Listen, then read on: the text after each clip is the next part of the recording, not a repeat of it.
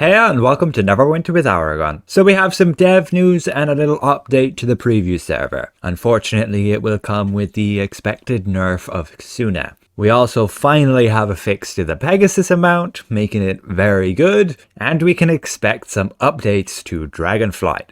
So let's jump into everything. The news from the devs. So as announced back on the 12th of July, Brett Norton came along and said Xuna, her single target damage, is higher than expected. So they'll be reducing her single target performance by about 5%. Additionally, making the Searing Conduit of Magma Artifact no longer be multiplicative, but be additive. So we had this update coming to the preview server. It will most likely arrive next week as it's the weekend. And this is what was stated. Xuna's companion balance changes are in, less single target damage, more multi-target damage. Mount Hote now, a bunch of small fixes to lava and collisions, and then collection fixes that you can now unlock entries if you already own the item, Celestial Bear, Githyanki, Myconid, several others. And then the Pegasus mount, the combat power, will now use the target critical avoidance values rather than your own. Which just means you're going to deal full damage on a critical hit than you normally would. And targets don't actually have critical avoidance other than negative critical avoidance. If you reduce the enemy's critical avoidance by like some power, then you will be able to increase the damage of a critical hit. For example, the new Red Dragon mount has that capability, reducing the target's crit avoidance by 15%. What this means then for the Pegasus is it's gone back to being one of the best to use in multi-target. Not just because of the 1000 magnitude, but also because it has a 14 target cap, which is like better than most of the other ones. There are a few without a target cap, like the Deadly Drydoform and the Halix Cauldron, but that will get fixed, and Space Gubbies is 15. But the Pegasus also will give you as damage dealer a 15% damage boost. Not just yourself, but everybody else in your party will gain that too. And then tanks, survivability, and healers extra healing. But let's jump back to Xuna. So we just went and checked her single target damage to compare how we had it before. Prior to this update, you can see she was performing super well, like 45,000 single target DPS, a little bit higher than say Wiggins. And that made her pretty much the best if you discount the Blasphemous Assassin, which needs quite a bit of time to ramp up her damage. She needs to have those 10 bleed stacks and she takes like 50 seconds to apply them all, and if she dies or gets disrupted, she can end up like having all of them fall off, which just means her damage drops significantly. So not reliable, and it made Xuna the best. However, as they stated, they want to reduce her single target damage by about 5%, which would put her between the Paranoid Delusion for the Ranger and the Mage Slayer. And if we check how well she performs against, say, this dummy in the exact same test as we did for this here, we find her DPS has indeed dropped about 5% to 42,682, which means she's going to, yes, fall down below the Mage Slayer and just above the Paranoid Delusion for the Ranger. So she's still pretty valuable. She is also a mixed companion. She's going to do both good single target and good multi-target. Therefore, she's like the best hybrid one. If you look down here, the next, say, mixed companion is probably the Death's Lad. So she's in a pretty solid spot. You can use her for everything, multi-target and single target, meaning you just need one companion to suit all. But again, she is just raw damage. Many groups would prefer you to use one with a support effect.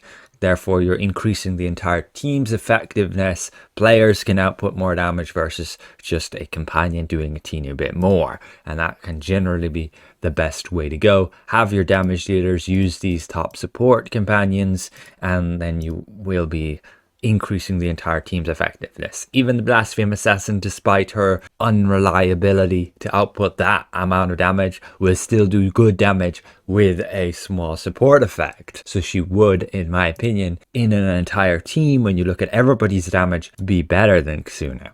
But again, this nerf is unfortunate, but it doesn't mean she's bad. It's just been a very slight nerf. 5%, as they said, and it's pretty neat that they actually followed through with that, actually doing as such, rather than say nuking her like 10, 20, 50% as they have done in the past. She was overperforming and then they just absolutely gutted her and made her useless.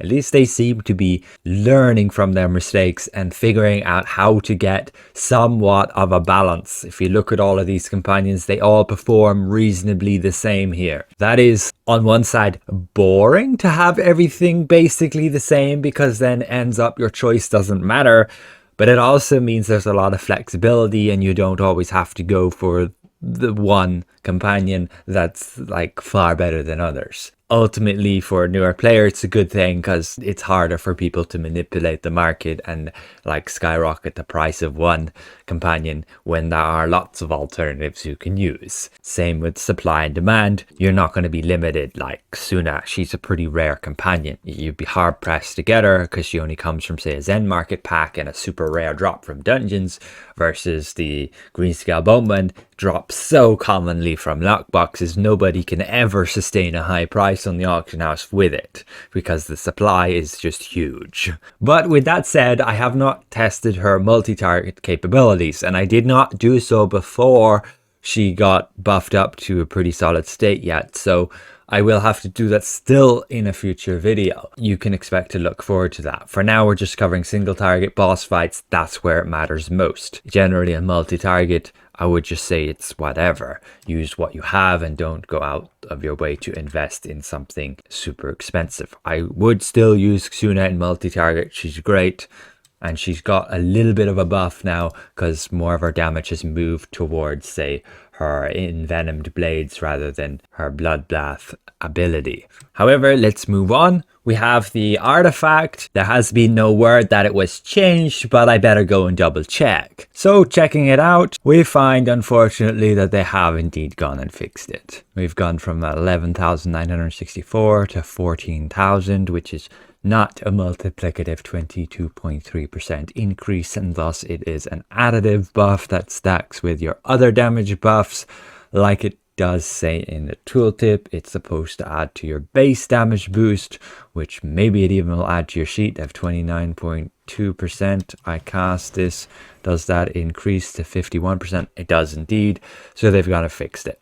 But it means the artifact is no longer viable to use in party content. It is just not worth it compared to using other artifacts, which are going to increase not just yourself, but everybody else too who's attacking the target, which is far more valuable. Like this Crystal of Soul's Flight, you increase the target's damage taken by 10%. That means everybody who attacks the target does 10% more damage, not just yourself. On top of that, the artifact actually gives you a 15% additional damage boost. And then Marco's is just going to increase the target's damage taken by 10%. It is far better off than just this. You can even just look at it like you have 3 teammates who are damage dealers, and if you increase everybody's damage by 10%, that's effectively a 30% damage gain for the group, and this is only going to be like a 22%. If you look at it like that, yeah, that's why these artifacts with only like 10%, but that 10% affects everyone, are just better. Again, I'm disappointed in that. I would have liked them to keep it multiplicative for at least this module and fire themed maps. But alas, so be it. Do not go for this artifact, not worth it other than having as secondary here just for the 1800 item level. So not a big priority to go for anymore. But moving on, we have some more news from the devs. They will be working on updating Dragonflight. That's great, but all they really propose is increasing the amount of rough astral diamonds you gain. I am not exactly content with that.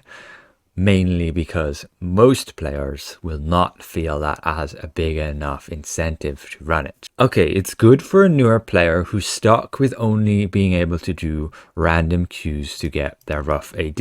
And as a newer player, those can be quite challenging to get the right people and to get a smooth run that's done in a timely fashion. You always run the risk of wasting your time by getting a group who can't complete it, particularly in advanced dungeon queues. So Dragonflight is going to be a decent way that you can get a group together with your alliance and farm some rough astral diamonds. It's not going to be a lot, but you could do like, I guess, 4 or 5 of these per day and get your daily cap of 100,000, because again, you are limited to refining 100,000 rough astral diamonds to create pure astral diamonds like that, which then you can spend on the auction house and on the Wondrous Bazaar. I mean, it's a good thing they're at least looking at making it a little bit more viable to run. Although it wasn't just rough AD that they talked about, there was consumables on the line too, like scrolls, bags, tokens, things that aren't going to decay in value over time. That's good as long as they have a decent drop rate and you're not just getting, say, 1 scroll or 1 token or a bag at like a 1% drop rate. Yeah, we'll have to see when they actually go and update it and what the story will be. I just hope they can do a good job, because it is a very nice get together guild event kind of thing. I would also similarly like them to update the PvP, the guild stronghold, the stronghold siege. This is some great fun, and if it actually had some useful rewards to compensate you for the time invested to prepare, to set up, to get that many people, it could be great. Even if PvP is a bit of a mess right now, and there's like, I think PvP should be scaled, mounts should be taken out, and you should just say have like gear, enchantments, your powers, and that's about it. That way the damage difference wouldn't be so dramatic between different players, especially when you are scaled to a certain item level. There just needs to be more equality in PvP, make it more fair, where people are just basically have their powers and maybe some minor things like optimizing your stats based on gear in order to, min-max a little bit. Other than that, be aware Menzoberranzan has been disabled. You won't be able to go there right now. There was some instability issues with the servers performing poorly, and so they've gone and just disabled it. And unfortunately, this preview update has not fixed that and will not be fixed for the next update we get on the live server when this actually comes about. Therefore, you'll just have to hold out and not do that zone just yet. Ultimately, I'm a little bit disappointed that consideration has not been put into play with regards to the lag and the horrible performance that the servers have with the new dungeon. Particularly with Imperial Citadel, that was the most horrible one I have experienced. And now with this new dungeon, there is still some periods of it.